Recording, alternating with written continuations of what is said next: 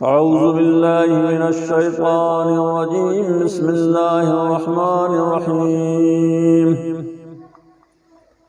सुम्मा जअलनाका अला शरीअतिन मिनल अम्रि फत्तबिहा वला तत्तबि अहवाअल्लज़ीना ला यअलमून। व नबी सईद अल-खुदरी रज़ियल्लाहु तआला अन्हु क़ाल क़ाल नबी सल्लल्लाहु अलैहि वसल्लम लतत्तबिउन्न मन क़ब्लकुम लतत्तबिउन्न सुनन मन क़ब्लकुम ज़िरअन शिब्रन बिशिब्रिन ज़िरअन बिज़िरअन हत्ता लौ सलकू जुहरा ज़ब्बिन लसलक्तमूहु।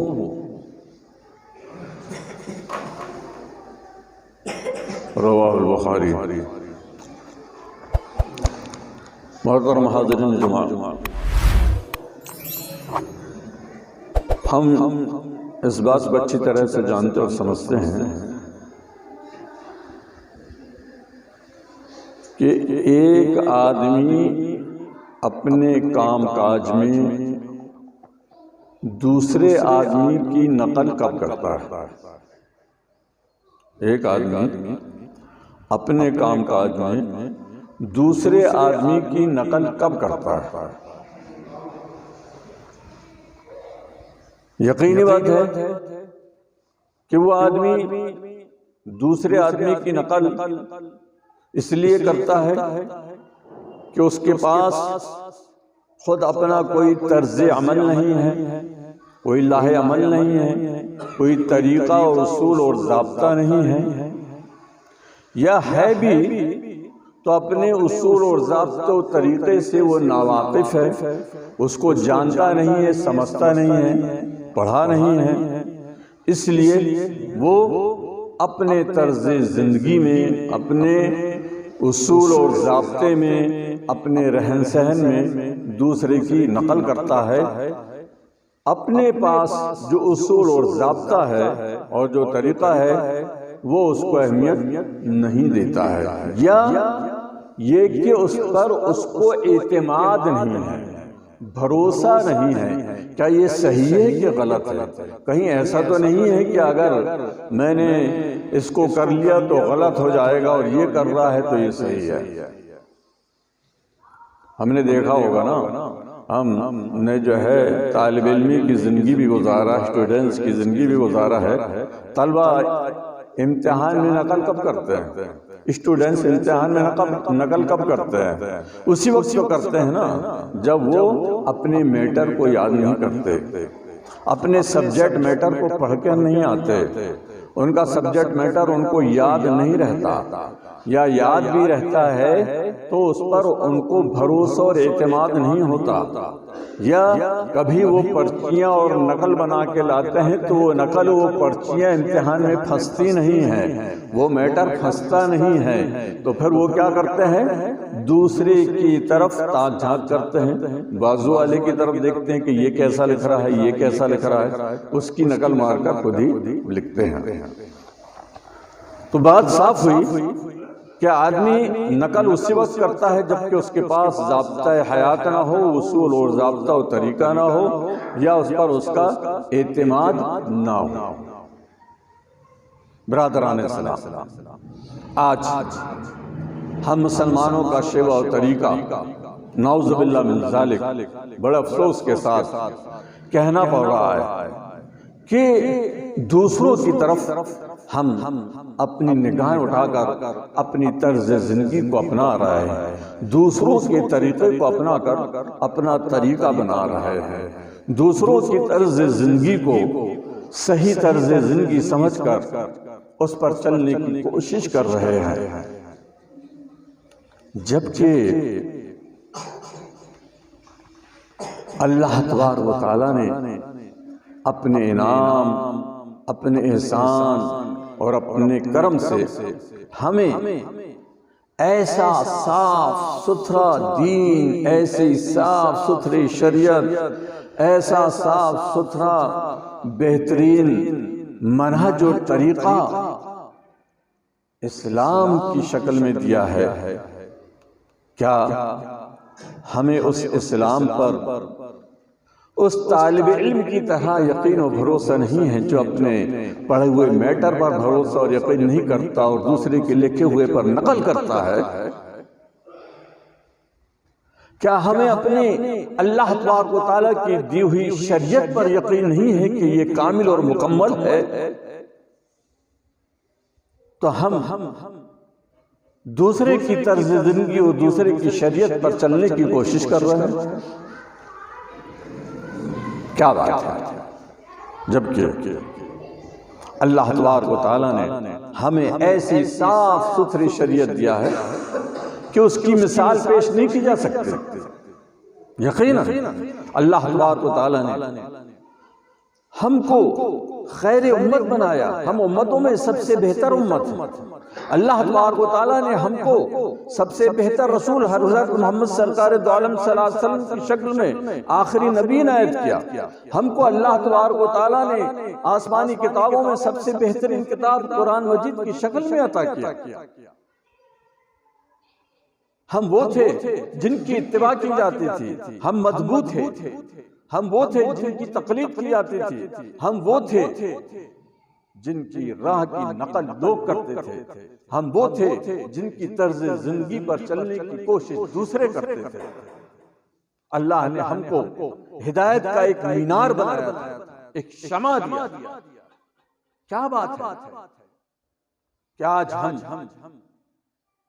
ताबे हो गए, दूसरों की इत्तिबा करने वाले हो गए, दूसरों की राह को अपनी जिंदगी पर अपनाने वाले हो गए। ये क्यों? उसकी वजह यही है कि या तो हमें अपने उस दीन पर, जिस दीन के ताल्लुक से अल्लाह तबारक व तआला ने फरमाया अल-यौमा अकमलतु लकुम दीनकुम व अतममतु अलैकुम निअमती व रज़ीतु लकुमुल इस्लाम दीना, आज के दिन मैंने तुम पर इस्लाम को मुकम्मल कर दिया और अपनी नेमत को मुकम्मल कर दिया और तुम्हारे लिए दीन इस्लाम को पसंद किया। इस दीन इस्लाम पर हमारा इत्मीनान और भरोसा नहीं, या उसकी तालीमात से हम मुकम्मल तरीके से आशना नहीं, या उसकी वाक़ियत हम नहीं रखते हैं, जिसकी वजह से हमें दूसरों की तरफ नजर उठाकर देखना पड़ रहा है, दूसरों के तरीके की नकल करना पड़ रहा है।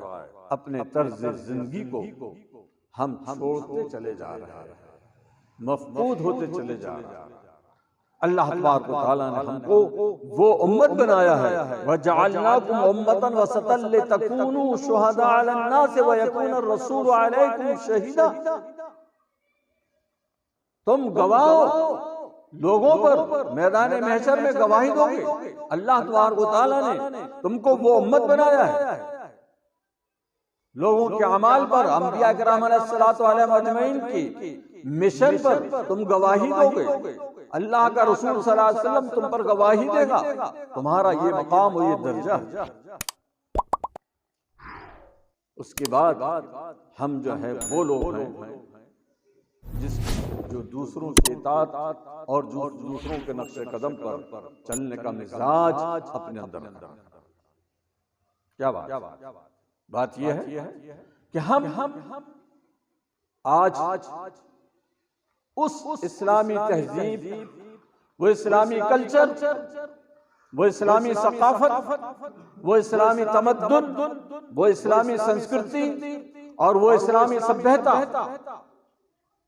जो कुरान और हदीस के जरिए से, जो हुजूर पाक सरकार दो आलम सल्लल्लाहु अलैहि वसल्लम की सीरत तैयबा के जरिए से हमें मिली थी, हम उसकी हिफाजत करने वाले नहीं हो रहे हैं, हम उसको छोड़ने वाले हैं। जबकि अल्लाह तबारक व तआला ने हजरत नबी करीम सरकार दो आलम सल्लल्लाहु अलैहि वसल्लम को फरमाया सुम्मा जअलनाका अला शरीअतिन मिनल अम्रि फत्तबिअ वला तत्तबिअल लज़ीना अहवाल लज़ीना ला यअलमून। ऐ मोहम्मद सल्लल्लाहु अलैहि वसल्लम, हमने आपको एक रास्ता, बेहतरीन रास्ता दिया है, तुम्हें एक डगर पर कायम कर दिया है, एक रास्ते पर कायम कर दिया है। फत्तबिअ, आप उसी रास्ते की इत्तिबा करना, उसी रास्ते पर चलना। वला तत्तबिअ अहवाल लज़ीना, ला यालमून। और ए मोहम्मद सल्लल्लाहु अलैहि वसल्लम, आप उन लोगों की राह इख्तियार ना करना और लोगों की ख्वाहिशात की पैरवी ना करना जो जानते नहीं हैं, समझते नहीं हैं, इल्म नहीं रखते हैं। वो चाहे गैर मिल्लत और गैर इस्लामिया के लोग हों, चाहे यहूद व नसारा हों, या और दीगर जो है मज़ाहिब से ताल्लुक़ रखते हों, उनकी ख्वाहिशात की और उनकी तर्ज ज़िंदगी की पैरवी ना करना। हमने आपको एक बेहतरीन तरीक़ा दिया है, उस तरीक़े पर कायम रहना और उसी तरीक़े पर अपनी ज़िंदगी गुज़ारना। लिकुल्लि उम्मतिन जअलना मनसकन हम नासिकुहु फला यंज़अन्नका मिनल अम्रि वदू इला रब्बिका इन्नका लअला हुदम मुस्तक़ीमा। हमने हर उम्मत को एक तरीका दिया है, एक तरीका बना दिया हर उम्मत और हर कौम के चलने का। लिकुल्लि उम्मतिन जअलना मनसकन हम नासिकुहु, वो लोग अपने अपने तरीके पर चलते हैं। बस वो लोग आपसे मुजादला ना करें, यानी यहूद व नसारा की तरफ इशारा हुआ फिल अम्र, आपके दीन में। और फिर अल्लाह तबारक व तआला ने अपने नबी सल्लल्लाहु अलैहि वसल्लम को खिताब करके फरमाया वदउ इला रब्बिका, मोहम्मद सल्लल्लाहु अलैहि वसल्लम आप अपने रब के तरीके की तरफ लोगों को बुलाइए। इन्नका लअला हुदम मुस्तक़ीमा, आप सीधे रास्ते पर कायम हैं और अल्लाह ने आपको एक बेहतरीन सीधा रास्ता और सीधी हिदायत वाले राह पर गामज़न किया। यह है आपकी शान, यह है आपके नबी का मर्तबा, यह है आपकी उम्मत का मर्तबा और अज़मत। फिर दूसरे की तरफ निगाह उठाकर देखना और दूसरे के तरीके को अपना तरीका बनाना, ये कैसे मुनासिब होगा? बिल्कुल नहीं मुनासिब।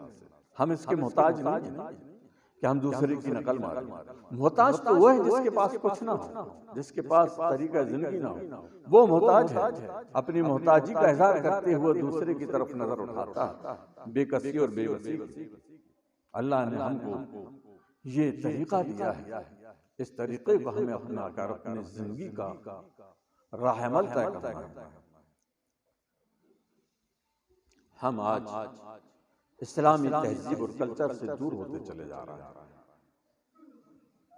हमें मालूम है मुसलमानों, ईमान वालों, कान खोल के सुनो, आज मुसलमान के अलावा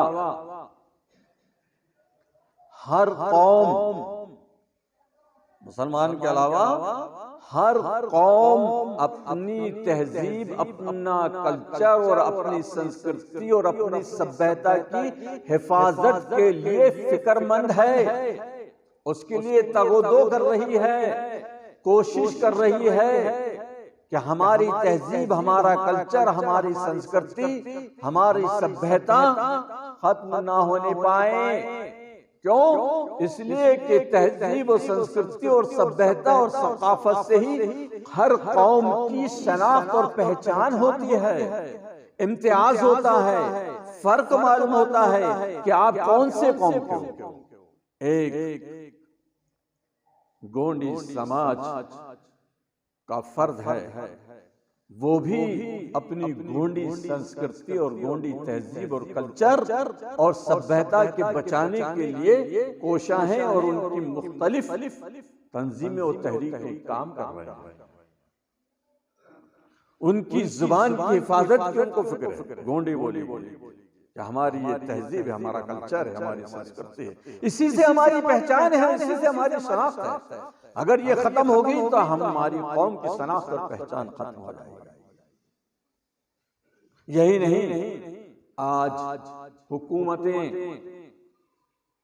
चाहे हमारे मुल्क की हुकूमत हो या चाहे यूरोपीय हुकूमत हो, आप लोगों ने, हमने पेपर में पढ़ा कि अपने गवर्नमेंट के सालाना बजट में अपने गवर्नमेंट के सालाना बजट में जो बजट पेश किया जाता है उसमें जो रकम मुख्तलिफ डिपार्ट के लिए और मुख्तलिफ कामों के लिए मुख्तलिफ विभाग के लिए मुतय्यन की जाती है, बजट जो है फिक्स किया जाता है, तो यूरोपीय ममालिक और दीगर ममालिक और जहां तक मुझे मालूम है कि हमारे यहाँ भी अपनी तहजीब और संस्कृति और कल्चर के बचाने के लिए बजट फराहम किया जाता है, मुतय्यन किया जाता है, और वो बजट उसी पर खर्च किया जाता है और किया जा रहा है।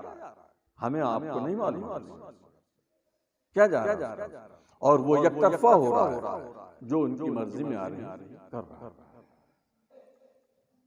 तो तहजीब को बचाना, संस्कृति की हिफाजत करना, कल्चर की हिफाजत करना, सभ्यता की हिफाजत करना, ये हर कौम का अव्वल तरीन फरीजा होता है, क्योंकि उसी की उसकी शनाख्त और पहचान होती है और उसी से वो पहचाना जाता है। अगर उसकी वो तहजीब, वो सकाफत और तमद्दुन और संस्कृति और सभ्यता खत्म हो गई तो उसकी और दूसरी कौम के बीच में कोई इम्तियाज और कोई फर्क बाकी नहीं रहता, पहचान और शनाख्त बाकी नहीं रहती। तो ये वो कौम, ये वो लोग जिनके कल्चर, जिनकी तहजीब और जिनकी संस्कृति के ताल्लुक से कोई अल्लाह तबारक व तआला ने ज़मानत और गारंटी नहीं लिया और अल्लाह तबारक व तआला की जानिब से दी हुई नहीं है। अल्लाह का एहसान और अल्लाह का करम कि इस्लामी तहजीब, इस्लामी कल्चर और इस्लामी संस्कृति, इस्लामी सभ्यता, ये इस्लाम की देन या अल्लाह तबारक व तआला की इनायत, हुजूर सल्लल्लाहु अलैहि वसल्लम की सीरत तय्यबा। फिर हम अपनी इस तहजीब और अपने इस कल्चर की हिफाजत के लिए फिक्रमंद क्यों नहीं है? हम इतने गाफिल क्यों कि हमारी जिंदगी से इस्लामी तहजीब और कल्चर और इस्लामी शनाख्त और इस्लामी पहचान निकलते जा रही है और दूसरों की तहजीब से हम मुतासिर हो रहे हैं, दूसरों के कल्चर से हम जो है असर कबूल कर रहे हैं और अपनी जिंदगी में वो काम कर रहे हैं जो इस्लाम के मुनाफी और इस्लाम के खिलाफ। यकीनन एक इंसान दूसरे इंसान के करीब होता है, उसकी तहजीब के करीब होता है, उसके कल्चर को अपनी जिंदगी में अपनाता है, उसकी संस्कृति को अपनी जिंदगी में अपनाता है, तो उसके दिल में उस तहजीब और कल्चर की मोहब्बत पैदा होती है। जब उस तहजीब और उस कल्चर की मोहब्बत पैदा हो जाती है तो उस तहजीब और कल्चर वाले से भी मोहब्बत पैदा हो जाती है, और जब उस तहजीब और कल्चर वाले से मोहब्बत पैदा हो जाती है तो उसके तर्ज़े जिंदगी को अपने जिंदगी पर अपनाने पर कोई पसोपेश नहीं होता, कोई जो है दुख और तकलीफ नहीं होती और कोई सोच विचार नहीं होता, आसानी से उसको अपना लेते हैं। आज हम हिंदुस्तान में अल्हम्दुलिल्लाह हमारी जो है मुसलमानों की जो है आबादी और मुसलमानों की शुरुआत, जैसे कि तारीख हम पढ़ते हैं कि हुजूर सल्लल्लाहु अलैहि वसल्लम के दौर से है और इसमें जो है मुख्तलिफ आराएं हैं, तो यहाँ पर दीगर तहजीबें और दीगर कल्चर के बाशिंदे भी रिहाइश करते हैं। जमाना बीतता गया, गुजरता गया, हम देखा कि हम मुसलमानों ने हमारे अहले वतन की बहुत से मामलात को अपनी जिंदगी में हासिल कर लिया और अपनी जिंदगी में अपना लिया और उसको अपने तर्ज़े जिंदगी बनाकर अपना शेवा अख्तियार करने की कोशिश की। अभी भी हम मुस्लिम कौम में एक तबका है जिसको हम पूरे मुकम्मल तरीके से ये नहीं कह सकते कि इनकी तर्ज़े जिंदगी इस्लामी जिंदगी है, वो गैर मुसलमीन के तर्ज जिंदगी से मुतासिर हैं, उनके साथ नशिस्त बर्खास्त से इस्लाम रोकता नहीं है, क्योंकि मामलात तो हमें करना है, मामलात उनसे जो है गुजारना है, अपनी जो है जिंदगी की तजारत और बिजनेस के काम करना है, लेकिन उसका मकसद ये नहीं कि हम उनके असर को कबूल करके अपनी शनाख्त और अपनी पहचान को खत्म कर दें। ये मतलब नहीं है बिल्कुल। हम अपनी शनाख्त और अपनी पहचान को और अपने इम्तियाज को बाकी रखें। हमारा नाम सिर्फ ये ना रहे कि हम अब्दुल्ला और अब्दुल करीम हैं और मोहम्मद सलीम हैं या अब्दुल रहमान हैं। अभी हमने देखा कि कुछ कबीले, कुछ खानदान इस्लाम तर्क करके गैर मजहब को कबूल कर रहा है और कहते हैं कि साहब इस्लाम में हमें कोई चीज समझ में नहीं आई। भाई आप इस्लाम के करीब आए, इस्लामी तालीमात को आपने जाना नहीं कि इस्लाम क्या है, तो कैसे आपको मालूम होगा कि इस्लाम क्या है। और जिनके पास थे, जिनके करीब थे, उनकी तहजीब और उनके कल्चर को आपने कबूल किया और मुतासिर हुए और उसको अपनाया। ये तो इंसान की कुर्बत की बात है। इसलिए अल्लाह के रसूल सल्लल्लाहु अलैहि वसल्लम ने फरमाया, अना अबी हुरैरा रज़ियल्लाहु तआला अन्हु क़ाला क़ाला रसूलुल्लाह सल्लल्लाहु अलैहि वसल्लम अर्रजुलु अला दीन खलीलिही फलयंजुर मन युखालिल, रवाहु अहमद। हजरत अबू हुरैरा रज़ियल्लाहु तआला अन्हु से रिवायत है कि अल्लाह के रसूल सल्लल्लाहु अलैहि वसल्लम ने फरमाया कि आदमी अपने दोस्त के तौर तरीके से पहचाना जाता है, बस चाहिए कि देखे कि वो किस आदमी से दोस्ती कर रहा है। जिसके साथ बैठोगे, जिसके साथ उड़ोगे, तो सामने देखने वाला कहेगा कि तुम भी वैसे। अर्रजुलु अला दीन खलीलिही, आदमी अपने दोस्त के तरीके पर चलता है और उससे पहचाना जाता है। ये तो आदमी की बात है। एक आदमी अगर जानवरों की सोहबत में रहता है, जानवरों के साथ रहता है, तो उनके हालात से भी मुतासिर होता है। जैसे कि हजरत अबू सईद खुदरी रज़ियल्लाहु ताला अन्हु से रिवायत है, हजरत अबू सईद खुदरी रज़ियल्लाहु ताला अन्हु फरमाया, इफ्तखरा अहलुल इबिल इल्ला नबी सल्लल्लाहु अलैहि वसल्लम फक़ाल नबी सल्लल्लाहु अलैहि वसल्लम अस्सकीनतु वल वक़ारु फी अहलिल गनम अल फ़ख्रु वल ग़ैला फी अहलिल इबिल। अल्लाह के रसूल सल्लल्लाहु अलैहि वसल्लम के पास अबू सईद खुदरी रज़ियल्लाहु ताला अन्हु फरमाते हैं कि ऊंट वालों ने फख्र और तकब्बुर किया, घमंड किया ऊंट वालों। तो अल्लाह के रसूल सल्लल्लाहु अलैहि वसल्लम ने फरमाया अस्सकीनतु वल वक़ारु, सकीनत और वक़ार और आज़ी और इनकिसारी फी अहलिल गनम, बकरी वालों के पास है, बकरी वालों के अंदर है। क्या मतलब इसका? मतलब ये हदीस ये बता रही है, जो मैं कहना चाह रहा हूं कि आदमी के किरदार से मुतासिर होता है, यही नहीं बल्कि आदमी जानवरों के किरदार से भी प्रभावित होता है, मुतासिर होता है। यह हदीस ये बता रही है। ऊंट लंबा चौड़ा ऊंचा जानवर है, ऊपर सर करके चलता है, ऊपर से ही अपनी खुराक हासिल करता है और जिसको चाहता है अगर अदावत और दुश्मनी में आता है तो गर्दन और सर दबोच लेता है, ताकतवर जानवर है। हजरत अबू सईद खुदरी रज़ियल्लाहु ताला अन्हु फरमाते हैं कि इफ्तखरा अहलुल इबिल इंदा रसूलुल्लाह सल्लल्लाहु अलैहि वसल्लम, ऊंट वालों ने घमंड का इजहार किया, तकब्बुर का इजहार किया हुजूर सल्लल्लाहु अलैहि वसल्लम के पास। तो अल्लाह के रसूल सल्लल्लाहु अलैहि वसल्लम ने फरमाया कि तुम ऊंट वाले हो ना, इसलिए घमंड कर रहे हो, तकब्बुर कर रहे हो। सुन लो, वक़ार और सकीनत और आज़ उनके सारी बकरी वालों के अंदर। बकरी एक छोटा सा जानवर, वो बकरी के चरवाए होते हैं, बकरी के रेवड़ के साथ गुजारते हैं अपनी जिंदगी, तो उनके अंदर नरमी आती है, उनके अंदर घमंड और तकब्बुर नहीं होता, फख्र नहीं होता, क्योंकि बकरी एक कमजोर जानवर है, एक मिस्कीन जानवर है। तो वही तासुर और वही असर उस बकरी वाले के अंदर है। कितनी अच्छी बात अल्लाह के रसूल सल्लल्लाहु अलैहि वसल्लम ने फरमाया।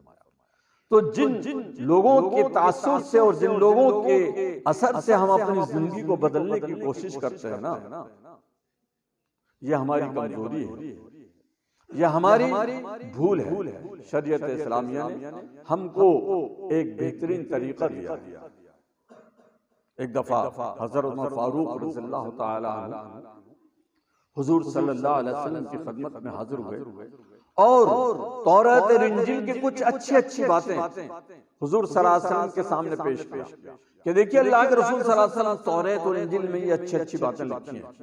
कितनी अच्छी बातें लिखी हैं।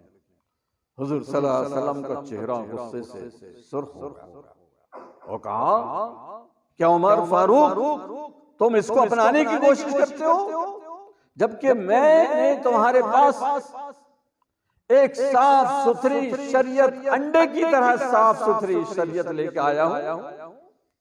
अगर मूसा अलैहिस्सलाम भी जिंदा रहते तो उनके लिए भी इस बात के लिए गुंजाइश नहीं थी कि सिवाय वो मेरी इताअत और फरमाबरदारी करें, मेरी शरीयत को अपना। मूसा के लिए भी ये गुंजाइश नहीं थी। अगर मूसा अलैहिस्सलातु वस्सलाम जलीलुल कद्र पैगंबर, जिसका कई जगह कुरान मजीद में अल्लाह तबारक व तआला ने जिक्र किया है। अल्लाह के रसूल सल्लल्लाहु अलैहि वसल्लम मूसा की क्यों मिसाल दिया भाई? ईसा की भी तो कह सकते थे कि ईसा के लिए गुंजाइश नहीं थी, अगर ईसा जिंदा रहते तो मेरी इताअत करते। इब्राहिम का नाम क्यों नहीं लिया जी? यूनुस का नाम क्यों नहीं लिया? इस्माइल का नाम क्यों नहीं लिया? यही लिया कि अगर मूसा अलैहिस्सलाम जिंदा रहते तो उनके लिए जगह नहीं थी, गुंजाइश नहीं थी सिवाय इसके कि वो मेरी शरीयत की पैरवी करते। ऐसी शरीयत मैं तुम्हारे पास लेकर आया हूं और तुम तौरात और इंजील की कुछ बातें यहां पेश कर रहे हो। क्या बात? गुस्से का इजहार किया अल्लाह के रसूल सल्लल्लाहु अलैहि वसल्लम कि तुम्हारे पास अच्छी शरीयत, उस शरीयत को अपनाओ, उस दीन पर चलो और उस दीन पर चलकर अपने आप को, अपना मकाम पहचानो, अपनी इज्जत की हिफाजत करो, अपनी संस्कृति की हिफाजत करो। ये क्या अल्लाह के रसूल सल्लल्लाहु अलैहि वसल्लम यकीनन पेशीन गोई फरमाया और वो पेशीन गोई आज हर्फ ब हर्फ सादिक आ रही है। बुखारी मुस्लिम की रवायत है और ये भी हजरत अबू सईद खुदरी रज़ियल्लाहु ताला अन्हु से मरवी। अन अबी सईद खुदरी रज़ियल्लाहु ताला अन्हु क़ाल क़ाल रसूलुल्लाह सल्लल्लाहु अलैहि वसल्लम ला तत्तबिउन्ना सुनन मन क़ब्लकुम शिब्रन बिशिब्रिन ज़िराअन बिज़िराअन हत्ता लौ सलकू जोहरा ज़ब्बिन लसलकतुम। अल्लाह के रसूल सल्लल्लाहु अलैहि वसल्लम फरमाया कि लोगों तुम जरूर व जरूर तुमसे पहले वाले लोगों के तौर तरीके पर चलोगे। बालिश के मुताबिक, जरा जरा के मुताबिक, यानी ये बालिश और ये बालिश में एक आदमी की दोनों बालिश में कोई फर्क नहीं रहता ना, तो इस तरह से कोई फर्क नहीं रहेगा तुम्हारे तरीके पर और तुमसे पहले हुए चलने वाले लोगों के तरीके पर। ज़िराअन बिज़िराअन, हाथ हाथ की तरह, यानी एक हाथ जैसे एक आदमी का है, दूसरा हाथ भी वैसी है, तो तुम्हारा तरीका भी वैसी रहेगा और उन लोगों का तरीका भी वैसी रहेगा। ऐसे तुम उनके नक्शो कदम पर चलोगे और ऐसा उनका तरीका इख्तियार करोगे। दूसरे हदीस में अल्लाह के रसूल सल्लल्लाहु अलैहि वसल्लम ने दूसरा अल्फाज फरमाया, हस्बन नाले बिन नाल, जूता जूते की तरह। एक जोड़ी जूता होता है, जूता बराबर होता है जोड़ी, उसमें कोई फर्क नहीं रहता, उसके डिजाइन में, उसके बनाने में, उसके साइज में कोई फर्क नहीं रहता, उसकी क्वालिटी में। एक जोड़ी जूता जो होता है, एक जूता आप उठाएंगे दूसरा जूता भी वैसे ही मिलेगा, और हमारा जूता गुम जाता, अगर एक जूता है तो दूसरा जूता भी ढूंढते हैं कि ऐसे जूता मिलेगा तब हम हमारा जूता है, नहीं तो नहीं है। पैर डालकर देख लेते नहीं, ये पैर में नहीं आ रहा है, ये पैर में जो आ रहा है वो सही है। हस्बन नाल बिन नाल, अल्लाह के रसूल सल्लल्लाहु अलैहि वसल्लम ने मिसाल दिया कि तुम तो अपने से पहले लोगों की इक्तिदा, तकलीद और उनके तरीकों को ऐसे अपनाओगे बराबरी तौर पर जैसे कि एक जूता जूते के बराबर, कोई फर्क नहीं होता। वो तहजीब, वो कल्चर आज हम अपना रहे हैं, मुतासिर हो रहे हैं, दीन और शरीयत के अहकाम को पसपस डाल रहे हैं। हमने इस बात की तरफ तवज्जो छोड़ दिया कि हम जो काम कर रहे हैं इसमें शरीयत हमारी क्या रहनुमाई कर रही है, क्या रास्ता बता रही है शरीयत हमें। अल्लाह तबारक व तआला का शुक्र है कि अल्लाह ने ऐसी शरीयत हमें और आपको दिया है कि पैदाइश से लेकर वफात तक इंसानी जिंदगी का कोई गोशा और कोई लम्हा और कोई जगह ऐसी बाकी नहीं जिसमें शरीयत इस्लामिया हमारी और आपके रहनुमाई ना करे। जरूरत इस बात की कि हम ढूंढे तो तलाश तो करें, तहकीक तो करें, इसकी जरूरत नहीं है। बस उनने ऐसा किया है तो हम भी ऐसे ही करेंगे। हम देखें कि शादी विवाह के मौके पर कितनी गैर इस्लामी रस्म और रिवाज हमारे घरों में दाखिल हो चुके हैं। गैर मुस्लिमों के तौर तरीके और खुसूसी तौर पर यहूद और नसारा के तौर तरीके, ईसाइयों के यहूदियों के तौर तरीके हम अपनी जिंदगी में अपना रहे हैं। कितने मुसलमान हैं? मेरा ख्याल है, मैं तो अब ये नहीं कहता, अपने ख्याल का इजहार भी नहीं करता, इतने कह के अपनी बात कहता हूं कि कितने लोग हैं जो अपने बच्चों का बर्थडे मनाते हैं। कितने मुसलमान बर्थडे मनाते हैं, यौम पैदाइश मनाते हैं, जन्मदिन मनाते हैं, केक काटते हैं, फंक्शन करते हैं, दावतें करते हैं। कितने मुसलमान, ये किसकी तर्ज जिंदगी है? कभी सोचा था हमने? ये किसका उसूल जिंदगी कभी ख्याल किया था हमने? हम मुसलमान हैं, ईमान वाले हैं, अल्लाह और उसके रसूल सल्लल्लाहु अलैहि वसल्लम के तरीके पर अमल करने वाले हैं, उस पर ईमान लाने वाले हैं। हमने कभी ये नहीं सोचा कि ये क्या इस्लामी तरीका है, ये इस्लामी तहजीब, इस्लामी कल्चर है बर्थडे मनाना। यकीनन बर्थडे मनाना, जन्मदिन मनाना ये इस्लामी तहजीब, इस्लामी कल्चर नहीं। अगर होता तो इसका सबूत जरूर बनता। हुजूर सरकार दो आलम सल्लल्लाहु अलैहि वसल्लम से बेहतर शख्स कौन? हजरत अबू बकर सिद्दीक रज़ियल्लाहु ताला अन्हु, उमर फारूक, उस्मान गनी और अली रज़ियल्लाहु ताला अन्हु अजमईन और अशरा मुबशरा से बेहतर कौन? इनका जन्मदिन किसने मनाया जी? इनकी यौम पैदाइश किसने मनाया? क्या उन लोगों के पास जन्मदिन मनाने के लिए पैसा रुपया नहीं था, मालो दौलत नहीं थी, इसलिए नहीं मनाया? क्या नहीं था उनके पास? जी, उनके पास यही जज्बा नहीं था कि हम दूसरों की शरीयत को अपनाएं। उनके पास यही ख्याल नहीं था कि हम दूसरे के तरीके को अपनाएं। उनके पास यही सोच नहीं थी कि हम दूसरे की तहजीब को अपनाएं, क्योंकि उनके पास सोच ये थी कि हमारे पास इस्लामी तहजीब है, हमारे पास इस्लामी कल्चर है, हमारे पास इस्लामी उसूल और ज़ाब्ता है। ये उसूल और ज़ाब्ता हमारा तर्ज जिंदगी, हम इसी पर चलकर अपनी जिंदगी को गुजारेंगे। ये सोच आज हमारी सोच बदल रही है। यहूद और नसारा की तहजीब से हम मुतासिर हो रहे हैं, प्रभावित हो रहे हैं। हम, हमारे नौजवान, हमारी बेटियां, उनकी तर्ज जिंदगी को देखें, हम उनके लिबास को देखें, रहन सहन को देखें। उसने ऐसे बाल रखा है, हम भी ऐसे बाल रखेंगे। उसने ऐसा पहना है, हम भी ऐसा पहनेंगे। उसने फटा हुआ फुल पैंट पहना, हम भी फटा हुआ फुल पैंट पहनेंगे। उनने यहाँ से बाल कटा कर रखा है, हम भी ऐसे बाल कटा कर रखेंगे। क्या है? कुछ तहजीब, कुछ कल्चर, कुछ तमद्दुन इस्लाम ने आपको दिया है कि नहीं? हमको दिया है कि नहीं? यकीनन। फिर हम क्यों दूसरे के नक्शे कदम पर चल रहे हैं? ये यहूद और नसारा शुरू से इस्लाम और अहले इस्लाम के खिलाफ साजिशें किया है और इस्लाम वालों को अपने मनहज और अपने तरीके से हटाने की पूरी कोशिश की। सूरह बकरा में अल्लाह तबारक व तआला ने फरमाया, लन तर्ज़ा अनकल यहूद वन नसारा हत्ता तत्तबिया मिल्लतहुम कुल इन्ना हुदल्लाहि हुवल हुदा फनित्तबअता आवाहुम बअदल्लज़ी जाअका मिनल इल्म। अल्लाह तबारक व तआला ने फरमाया कि यहूद और नसारा है मोहम्मद सल्लल्लाहु अलैहि वसल्लम आपसे खुश नहीं हो सकते, राजी नहीं हो सकते आपसे, हत्ता तत्तबिया मिल्लतहुम, यहां तक कि आप उनके तरीके की इक्तिदा और पैरवी ना कर लो। कुल इन्नल हुदा हुदल्लाह, ऐ नबी सल्लल्लाहु अलैहि वसल्लम आप कह दीजिए कि तरीका हिदायत, उसूल और ज़ाब्ता है तो अल्लाह का तरीका हिदायत है। आप जो है अगर आपके पास ये जानकारी और इल्म आ चुका है कि अल्लाह की हिदायत है, तो अगर आपने उनके तरीके की इत्तिबा पैरवी की, फमा लकुम मिनल्लाहि मिन वलिय्यिन वला नसीर, तो तुम्हारे लिए अल्लाह की जानिब से कोई मददगार और कोई नसीर और कोई वली नहीं होगा। आज हम कह रहे हैं ना, अल्लाह की मदद मुसलमानों से उठ चुकी है, मुसलमानों के शामिल हाल नहीं है, अल्लाह का ताउन नहीं है, अल्लाह की नुसरत नहीं है।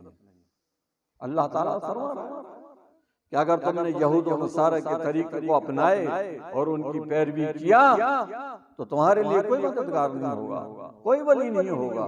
अब हम देखें कि हम अपनी जिंदगी में कितने परसेंट यहूद और नसारा की जिंदगी को अपना रहे हैं। हम कब बाज आएंगे जी? यहूद और नसारा ने शुरू से साजिश किया। एक तंजीम यहूदियों की चल रही है फ्री मैनोसरी के नाम से, और उसके नाम से मालूम होता है कि ये बड़ी मुहज्जब तहजीब की तंजीम है और बड़ी अच्छी तंजीम है। उससे कई लोग धोखा खाकर उसमें शरीक भी हो गए। और इस वक्त दुनिया में जितनी भी तंजीमें चल रही हैं उन सबसे पुरानी और मुनज़्ज़म तंजीम है, और उसका मकसद सिर्फ और सिर्फ मुसलमानों को इस्लाम और दीन और कुरान से दूर करना, अदावत और अपना कल्चर और अपनी तहजीब और अपने फहश और अपने मुनकरात और बेशर्मी और बेहयाई के माहौल में मुसलमानों को डालना, ये उनका मेन मकसद है।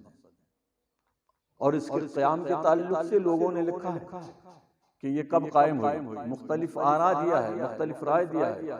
एक राय ये है कि ये तंजीम मूसा अलैहिस्सलाम के जमाने में ही मूसा अलैहिस्सलाम के मुकाबला करने के लिए कायम हो चुकी थी। इतनी पुरानी तारीख है इस तंजीम, आज भी कायम है। उस तंजीम और उस तहरीक के उसूल और ज़ाब्ते से हमें वाक़ियत हासिल करना चाहिए। ये यहूदी तंजीम और यहूदी तहरीक है, यह है जो हमारा कल्चर और हमारी तहजीब में जो बदलाव आ रहा है और जो हम उनसे मुतासिर हो रहे हैं, ये सब उन्हीं का किया कराया है।